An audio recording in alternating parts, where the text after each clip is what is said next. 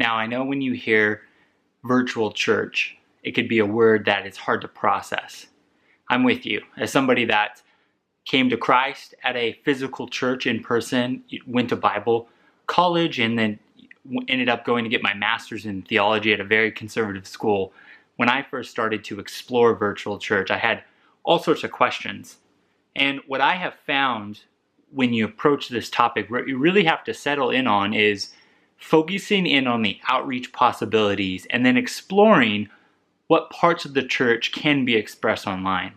Now, at the end of the day, if you're sitting across anybody, and my name is Jay, I am an online pastor, and I've talked to tens to, there's not necessarily hundreds of online pastors. There's very few of my role that exists. But if you talk to any online pastor within America or anywhere around the globe, what you'll say is the best expression of biblical community happens in person at a brick and mortar community. But as somebody who's been doing ministry for a while online, I will tell you, when you kind of open up the possibilities and stop seeing the glass as half empty, there's so much that can happen online. And when we approach virtual church, we're trying to do the same thing. That word church is obviously a big word that can mean different things depending on how you were raised, when you were raised, where you were raised.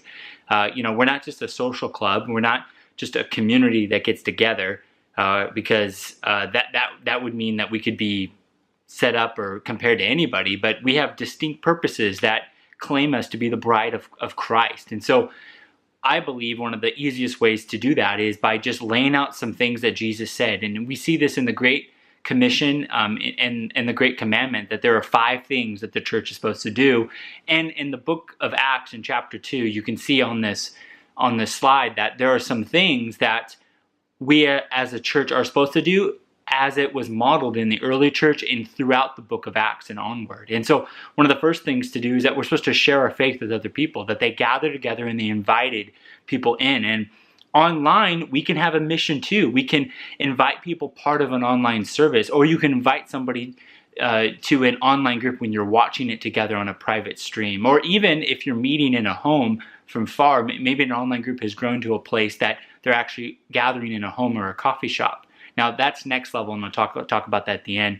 And then we see early on in the book of Acts is that that the church not only just reached people, but they worshiped together. They sung songs together. They gathered. And online, one of the easiest ways to do this is through a live worship service.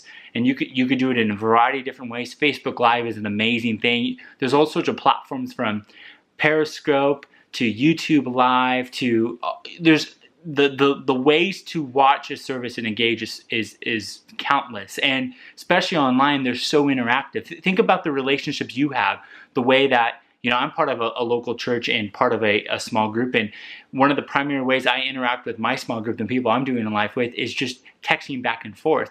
And a group can do that real time on a service. They can chat and feel supported and feel connected to a community. And then what we see is that they fellowship together, that they had community, that the early church didn't just meet at the temple courts regularly, but they actually met house to house. And that was one of the most empowering, transformative things, part of the early church, is that they started meeting in homes, and all sorts of people and classes and colors started gathering together.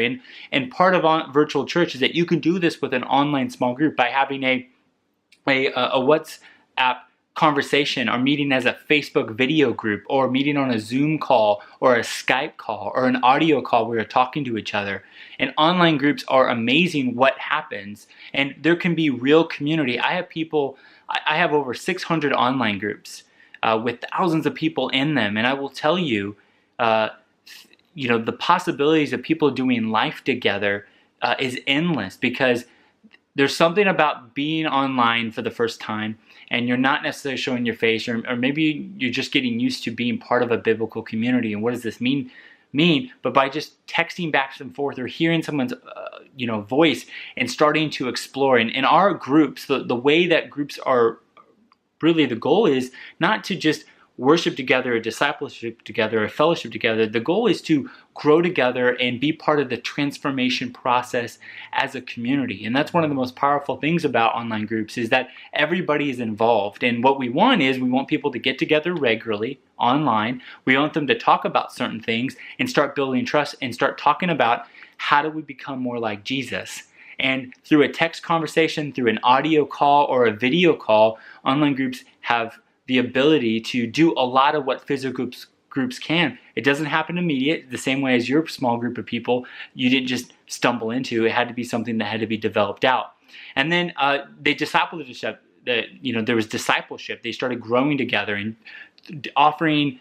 With virtual church, you can have all sorts of online classes and trainings on demand that you can encourage groups through curriculum, both as a group to go through and also individually. And you can have an archive of some of the best content now is not restricted to a geo area. You just put up online and you can go through it. And the same thing with virtual church now. And then lastly, there was service. They actually served each other. And part of virtual church, the way you would do that primarily is either supporting volunteer roles that help pull off the online service, or serving in your small group through serving each other by somebody being the host or the co-host, somebody making sure somebody documents the prayer requests and sends them out, maybe somebody pulls together the group together. And when you think about this virtual church, really at the end of the day, we all want the same thing. We want people ultimately to be in physical community, but we know with virtual church we have the ability to reach so much more. And by providing a strategic plan of kind of a crawl, walk, run, where we're gradually bringing them in the front door and ultimately graduating to a place where they feel comfortable, or in a lot of cases around the world, where they could take a step of faith and a risk to go to a physical location. Because I know for many people, part of the virtual community